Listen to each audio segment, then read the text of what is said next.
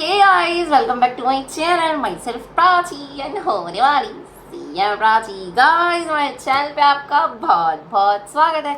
और गाइस आज की वीडियो में हम लोग डिस्कस करने वाले हैं अपना बहुत बहुत बहुत ज़्यादा इम्पॉर्टेंट चैप्टर जिसका नाम है profits and gains from business and profession, जिसको हम लोग प्यार से PGPP भी कहते हैं। गाइस इसके क्वेश्चन आंसर हम इंटरमीडिएट की बुक से सॉल्व करेंगे बिकॉज फाइनल की मैथ में क्वेश्चन अवेलेबल नहीं है। जो थोड़े बहुत क्वेश्चन इधर उधर मिक्स है मैं ट्राई करूँगी उसको कवर करने का, अदरवाइज हम लोग इंटर की पूरी बुक कवर करने वाले हैं इस वीडियो में, मतलब अभी आने वाले सारे वीडियोस में। ठीक है गाइस, आई होप आपको मज़ा आएगा। तो चलो वीडियो को स्टार्ट करते हैं, लेट्स गेट स्टार्टेड। तो गाइस चलो आज हम लोग चैप्टर डिस्कस करने वाले हैं PGPP का। और गाइस उसमें सबसे ज़्यादा इम्पॉर्टेंट टॉपिक जो होता है वो होता है डेप्रिसिएशन का।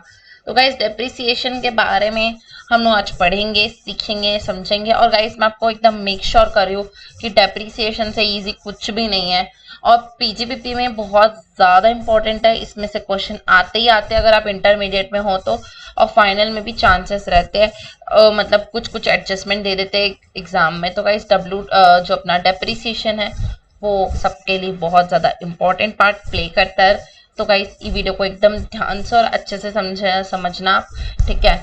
तो डेप्रिसिएशन क्या होता है गाइस, ये समझते हैं अपन सबसे पहले। तो गाइस एक चार्ज होता है जो कि अपन करते हैं जब हमारा जो असेट है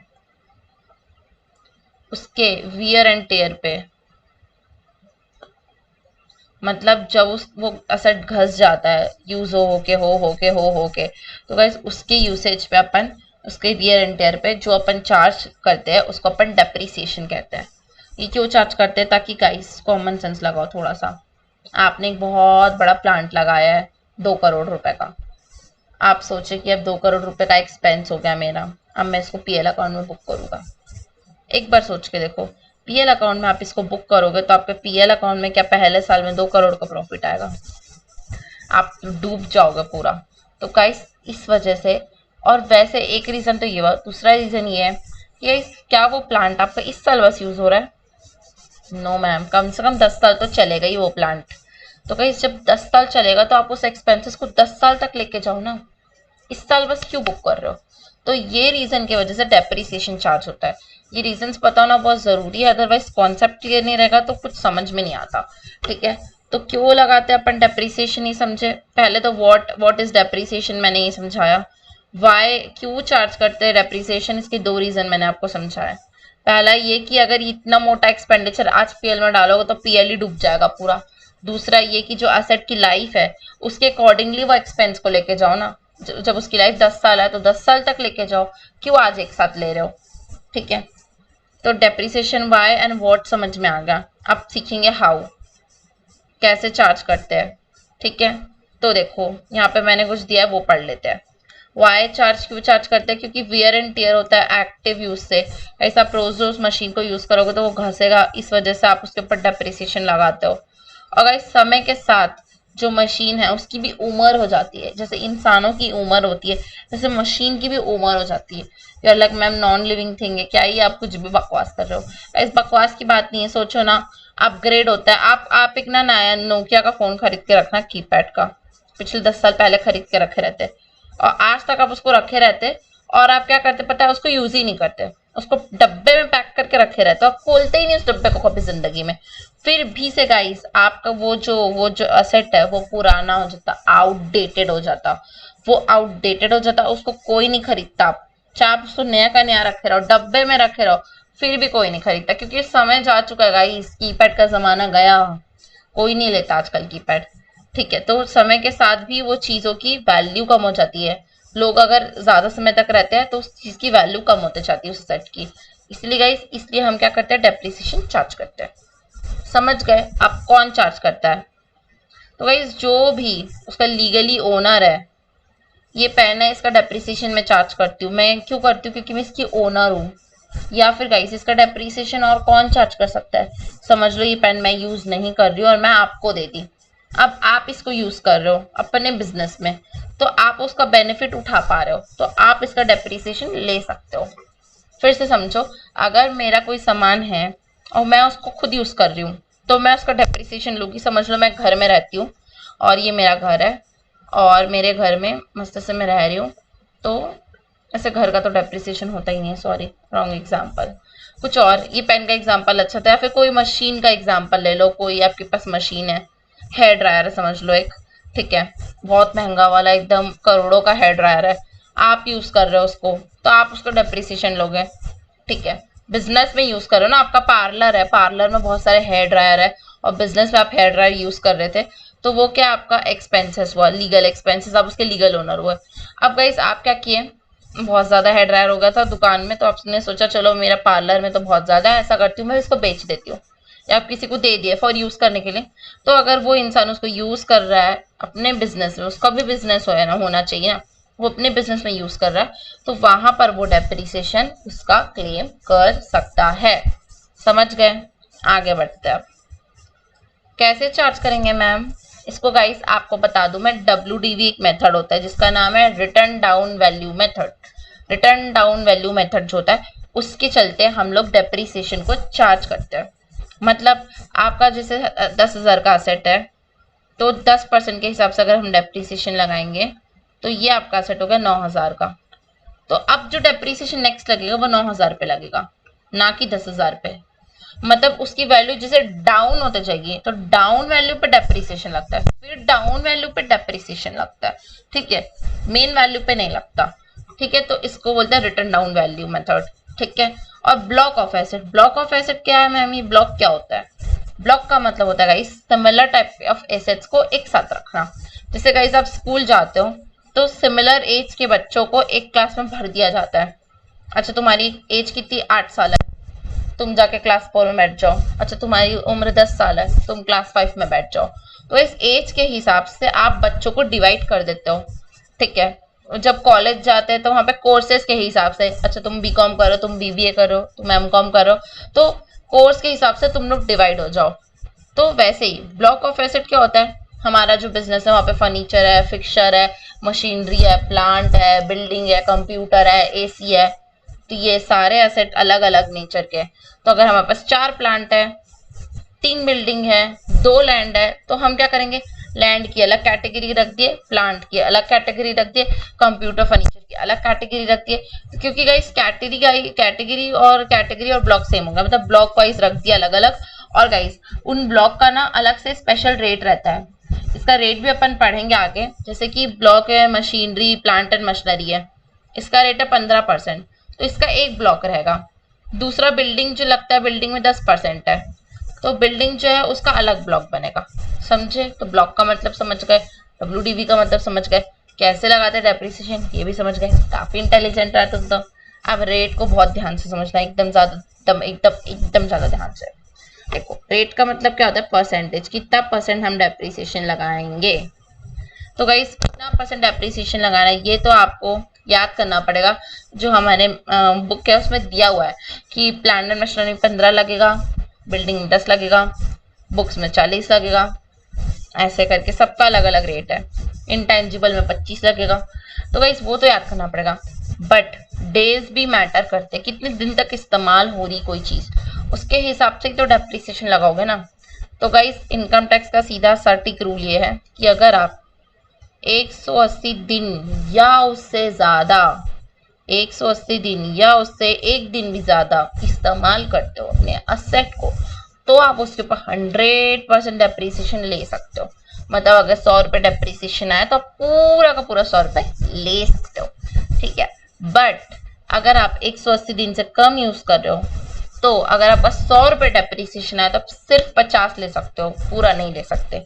मैम तो आधा कब लेंगे? अगले साल ले लेना, इस साल नहीं ले सकते, अगले साल ले लेना, ठीक है। तो आई होप गाइस आपको डेप्रिसिएशन के पूरे कॉन्सेप्ट क्लियर हो गए होंगे। गाइस कोई भी डाउट होगा तो आपको ऐसे क्लियर हो जाएगा जब हम लोग क्वेश्चन सॉल्व करेंगे, ठीक है। अब नोट देख लेते हैं कुछ। नोट ये कि गाइस आपको मैंडेटरी चार्ज करना पड़ेगा। ऐसे नहीं कि इस साल मेरा मन नहीं हो रहा यार, नहीं करते, अरे यार इस साल तो बहुत सारा सेट खरीदे यार, कौन इतनी कैलकुलेशन करे, छोड़ना, नहीं करते इस बार।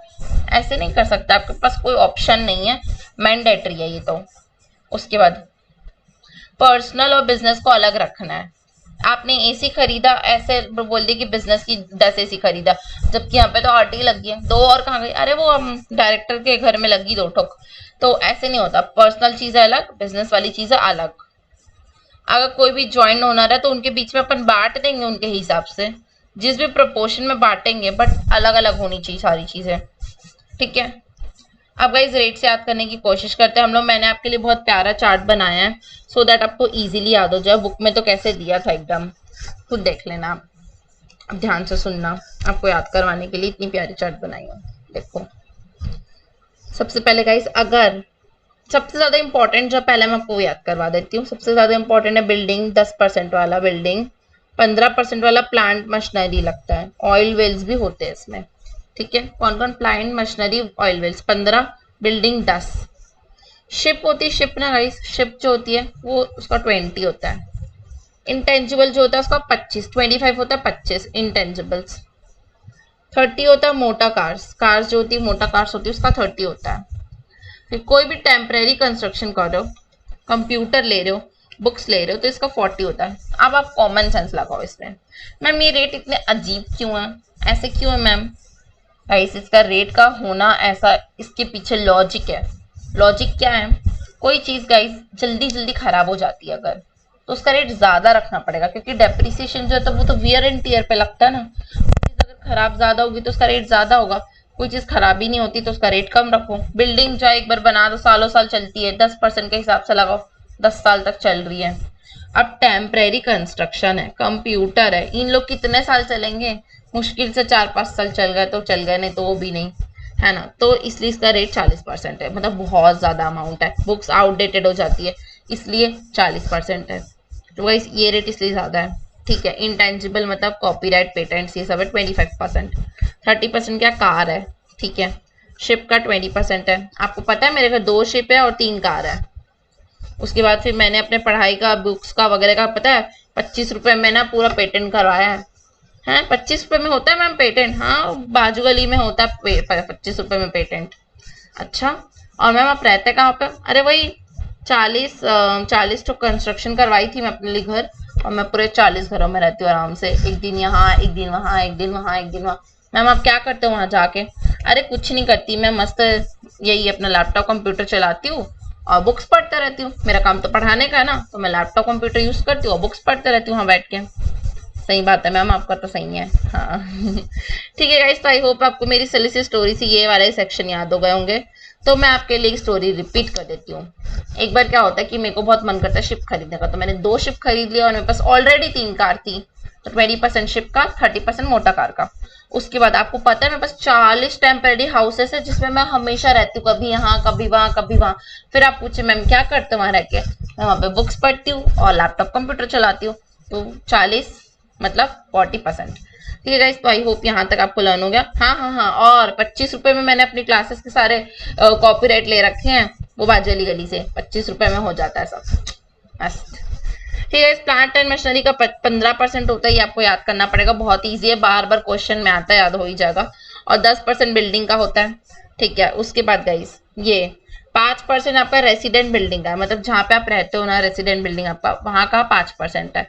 और ये बिजनेस वाला बिल्डिंग है, ठीक है, इसका है 10%। ठीक है, फर्नीचर का कितना होगा? 10%। फर्नीचर और बिल्डिंग, जो 10वें माले में मेरा जो ऑफिस है ना, वहां पे जो फर्नीचर रखा है उसका भी 10% है, और ये जो 10 माले की मेरी बिल्डिंग है उसका भी 10% है। ठीक है गाइस, समझ गए? याद हो गया? आगे बढ़ते हैं। तो गाइस मैंने आपको डेप्रिसिएशन के बारे में सब चीज बता दिया, अब इसका बड़ा भाई एडिशनल डेप्रिसिएशन के बारे में जानते चलो।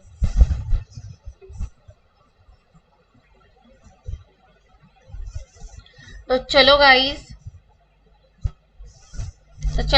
एडिशनल डेप्रिसिएशन के बारे में सीखते हैं। एडिशनल डेप्रिसिएशन का मतलब क्या होता है मैम? कुछ होता नहीं है, ये एकदम नॉर्मल सी बात है। रुको मैं आपको पहले समझा देती हूँ क्या नॉर्मल है। जैसे गाइस डेप्रिसिएशन का जो रेट है ना, नॉर्मली आपको समझ लो 15% मिलता है जनरली। तो गाइस एडिशनली ना आपको 20% और मिल जाएगा, मतलब एक साथ आपको टोटल 35 मिल जाएगा इस साल में आपको क्लेम करने के लिए, दिस ईयर। ठीक है, अगर मान लो आपको एडिशनल डेप्रिसिएशन नहीं मिलता है तो क्या होगा? 15 15 15 15 15 एक दिन ही 15 की लकीर खत्म हो ही जाएगी एक ना एक दिन, और ये जीरो हो जाएगा।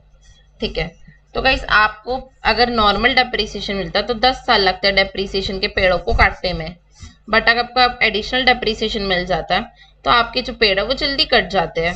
बस बाकी सब कुछ सेम है, कोई ज्यादा एक्स्ट्रा बेनिफिट मिलेगा ऐसा कुछ नहीं होता है। ठीक है, तो गाइस अगर आपको नहीं भी मिलता तो दुखी होने की जरूरत नहीं, इट्स फाइन, कोई बात नहीं। ठीक है, चलो अब ध्यान से पढ़ना। एडिशनल डेप्रिसिएशन क्या होता है? एडिशनली और एक्स्ट्रा बेनिफिट मिलना पर डेप्रिसिएशन के ऊपर। और तो गाइस कुछ लोगों को ही ये बेनिफिट मिलता है। मैम ऐसा पार्शलिटी क्यों करता है? गाइस कुछ जगह पे ना गवर्नमेंट को ना बढ़ावा देना होता है कोई कोई चीजों का, तो इसलिए वैसा करती है गवर्नमेंट पार्शलिटी। ठीक है, तो देखो कौन एलिजिबल है? जो कि मैन्युफैक्चर करता है, प्रोडक्शन करता है कोई भी आर्टिकल का। कोई भी आर्टिकल आप अगर मैन्युफैक्चर कर रहे हो या प्रोडक्शन कर रहे हो तभी मिलेगा। अगर आप ट्रेडिंग करते हो इधर से इधर करना तो नहीं मिलता, आप मैन्युफैक्चरिंग करते हो तो मिलता है।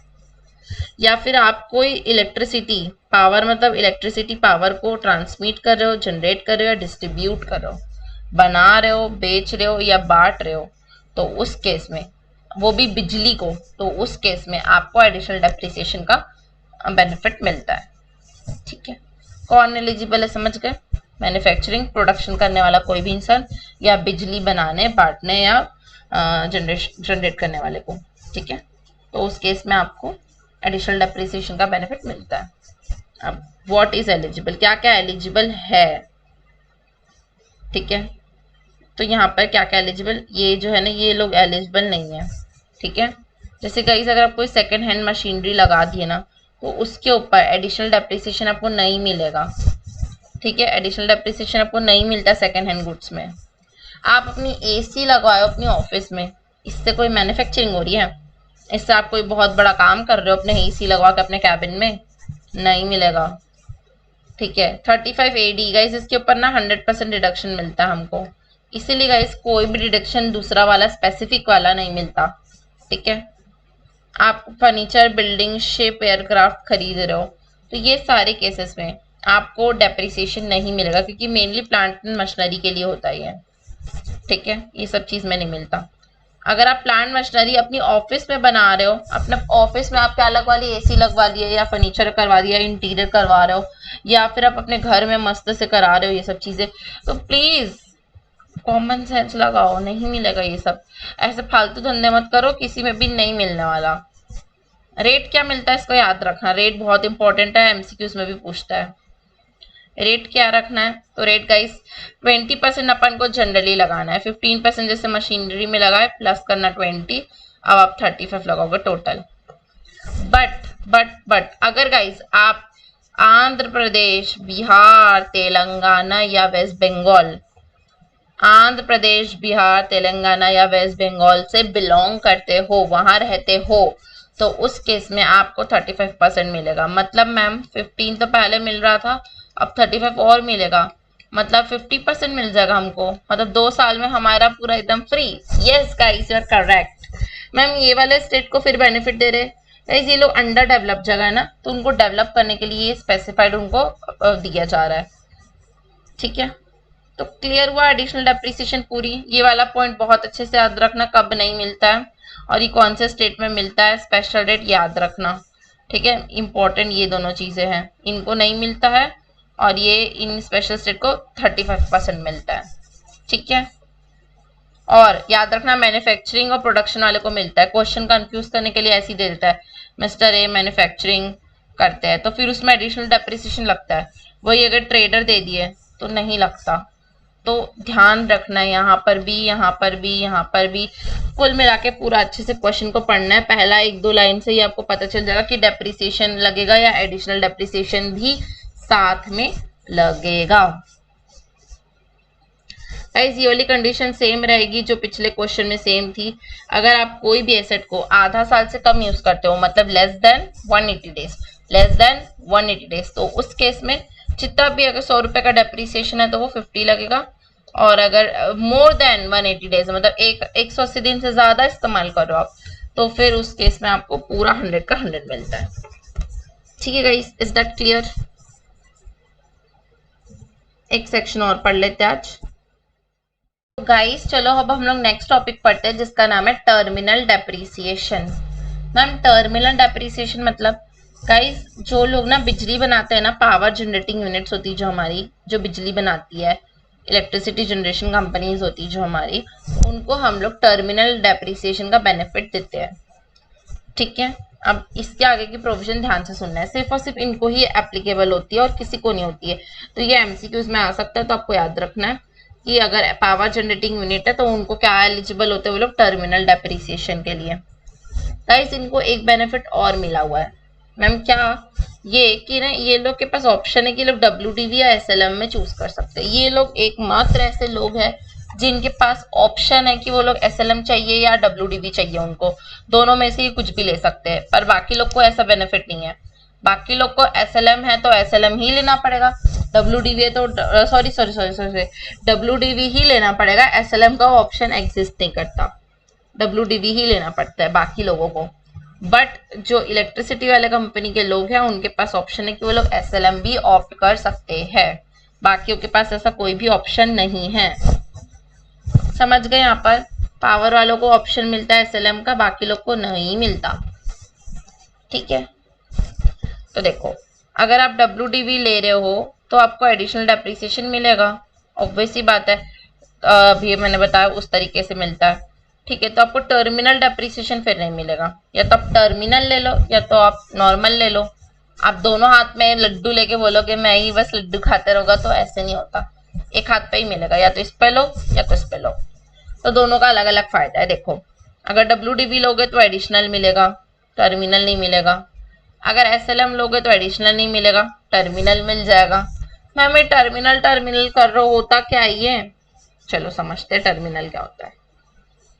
देखो टर्मिनल डेप्रिसिएशन जो होता है ना गाइस, इसका मतलब होता है डब्ल्यूडीवी माइनस सेल्स वैल्यू। आपकी जो भी रिटर्न डाउन वैल्यू आई है उसमें से आपको माइनस कर देना जिसमें आपका वो एसेट सेल हो रहा है। ठीक है मैम, सेल करते समय तो ना फायदा भी हो सकता है नुकसान भी हो सकता है, फिर क्या करें, बता रही हूँ आगे क्या करना है। देखो अगर आपका लॉस होता है गाइस तो हमेशा आपका आंसर पॉजिटिव में आएगा। कैसे मैम, सोचो ना, आपकी डब्ल्यूडीवी है 100 रुपए का और आपकी सेल जिसमें आप करो वो 90 रुपए आ रही है, 90, तो ये 10 रुपीज पॉजिटिव आया आपका। वही आपने प्रॉफिट में सेल किया, 110 रुपए था ये और आपने 120 में सेल किया, तो 10 रुपए क्या हो रहा है, माइनस में आ रहा है। तो जब माइनस में आता है तो वो प्रॉफिट होता है, जब प्लस में आता है तो वो लॉस होता है, क्योंकि फॉर्मूला में डब्ल्यूडीवी पहले और सेल्स वैल्यू बाद में है। ठीक है, याद रखना, कंफ्यूज मत हो जाना कि मैम पॉजिटिव मतलब प्रॉफिट, नो गाइस, पॉजिटिव मतलब लॉस और माइनस मतलब profit, because of this formula. ठीक है, ये डेप्रिसिएशन का फॉर्मूला है। अब आपको प्रॉफिट पता चल गया, लॉस पता चल गया।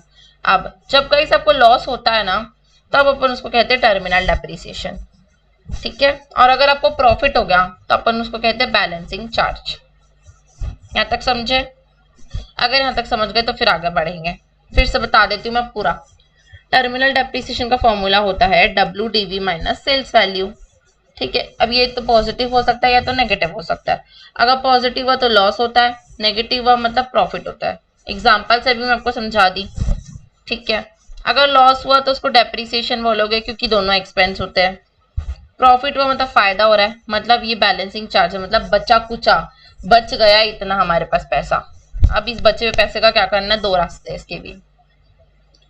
अब सुनो, पहले तो डेप्रिसिएशन जो रहेगा उसका तो आपको पीजीबीपी में डिडक्शन मिल जाएगा, मतलब आप माइनस कर देना ले जाके इसको पीजीबीपी में, काम खत्म हो गया। बैलेंसिंग चार्ज का कॉन्सेप्ट अलग है, थोड़ा समझना पड़ेगा, समझो। देखो बैलेंसिंग चार्ज में क्या होता है कि ना आपका जो असेट है वो प्रॉफिट में सेल हुआ है, मतलब आपको फायदा हुआ है। तो गाइस फायदा दो टाइप का हो सकता है, एक फायदा होता है नॉर्मल, एक होता है सुपर नॉर्मल। मतलब मैम समझ लो गाइस, आपने कोई 100 रुपए का बाइक खरीदा था, 100 रुपीज की आपने बाइक खरीदी थी, आपने उस बाइक का डब्ल्यूडीवी अभी आपका 50 रुपीज, 50 रुपीज की डब्ल्यूडीवी वाले बाइक को आपने 150 में सेल किया। आप ये कब कर सकते हो मैम, वो बाइक ना एकदम विंटेज बाइक हो गया होगा, या तो वो बाइक ना एकदम बढ़िया होगा और अभी तक ना मार्केट में मिल नहीं रहा होगा, तब जाके हमने 100 रुपए की बाइक को जिसकी वैल्यू आज 50 है उसको हमने 150 में बेचा, 150 में। मैम इतना ज्यादा प्रॉफिट कैसे? तो गाइज ये एग्जाम्पल को एकदम याद रखना, यहाँ पे आपका जो सामान है वो 150 में सेल हो रहा है। गाइज 90% लोग खरीद के क्लास की कॉन्सेप्ट नहीं समझ पाते, मैं आपको फ्री में समझा रही हूँ, बिल्कुल समझो अच्छे से। आपकी बाइक थी 100 रुपए की, इसको तो हम थोड़ा लिख के समझेंगे, रुको अपन।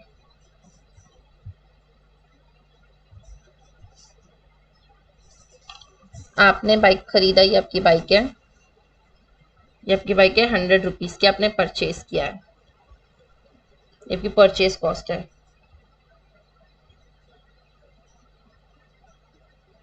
ठीक है, 100 रुपए। इसकी WDV 50 रुपीज, मतलब आज की वैल्यू 50 रुपए की है, सिर्फ 50 रुपए की है। बट आपने सेल किया इसको 150 में, 150 में सेल किया, मतलब आपने कितने में ज्यादा में सेल किया? आपने 100 में खरीदे हुए सामान को 150 में बेचा, मतलब एक्स्ट्रा तो आपने 50 रुपए कमाया है। प्लस आपने WDV और कॉस्ट के बीच का डिफरेंस जो था आपका 100 और 50 के बीच का डिफरेंस 50 और कमाया। टोटल प्रॉफिट कितने का हुआ ये बताओ पहले तो। मैम टोटल प्रॉफिट हुआ है कि हमारा जो सामान आज की वैल्यू 50 रुपए थी उसको हमने 150 में बेचा, मतलब पहले तो हमको 100 रुपए का फायदा हुआ है। अब गए 100 रुपए का जो फायदा है ना, एक तो वो PGBP में जाएगा और एक वो कैपिटल गेन में जाएगा। जो फायदा गाइस आपको सेल प्राइस से भी ज्यादा हुआ है, मतलब जिसमें आपने खरीदा था उससे भी ज्यादा हुआ है। आपने 100 में खरीदा था, आपने 150 में बेचा, तो ये जो 50 का फायदा ये आपका कैपिटल गेन है, आपके बिजनेस की वजह से नहीं हुआ है, आपको कैपिटल गेन हुआ है ड्यू टू अदर रीजंस। ठीक है, और जो 50 रुपए आपकी WDV थी, वहां से लेके जो 100 रुपए आपकी कॉस्ट थी, वहां तक आपने जो बेचा 50 रुपए, वो आपका PGBP में जाएगा। आई होप गाइस आपको कॉन्सेप्ट अच्छे से क्लियर हो गया होगा कि कैसे हम चार्ज करते हैं। ठीक है, तो देखो डेप्रीसिएशन के एक्सटेंड तक हम बैलेंसिंग चार्ज को लेते हैं, है ना, मतलब 50 रुपीज यहाँ लेंगे, और जो बाकी का बियॉन्ड डेप्रीसिएशन, मतलब बियॉन्ड आपने जितने का खरीदा था उससे भी ज्यादा का आपने कुछ सेल किया है, समझ लो 120 का सेल करते हैं, तो 20 रुपीज का जो डिफरेंस है वो कैपिटल गेन हो जाता। 150 की जगह अगर 120 में करते तो 20 रुपए का आपको कैपिटल गेन हो जाता। शॉर्ट टर्म कैपिटल गेन होता है ये हमेशा। आई होप गाइस आपको बैलेंसिंग चार्ज का 100% कॉन्सेप्ट अच्छे से क्लियर हो गया होगा। कोई भी डाउट होगा तो प्लीज गाइस कमेंट बॉक्स में पूछ लेना। तो आई होप गाइस आपको वीडियो अच्छी लगी होगी। गाइस अगर वीडियो अच्छी लगती तो प्लीज़ लाइक कीजिए, बहुत अच्छी लगती तो प्लीज़ सब्सक्राइब कीजिए, अपने फ्रेंड्स के साथ शेयर कीजिए। तो आपको मिलती हूँ मैं नेक्स्ट वीडियो में। Thank you so much for watching this video. Bye guys.